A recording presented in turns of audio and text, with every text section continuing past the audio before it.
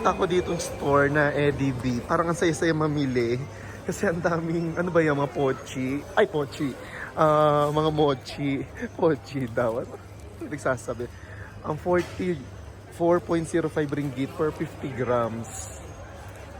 Tapos doon 6.50 per grams.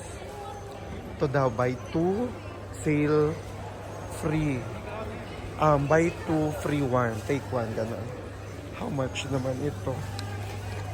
Walang price. Buy 2, 18. 18.50 ringgit. So, balikan natin mamaya to pag baba natin.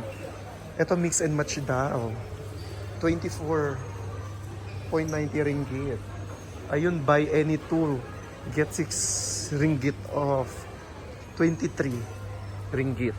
0.80. Sa may baba ng Genting, sa EDB, binalikan natin siya.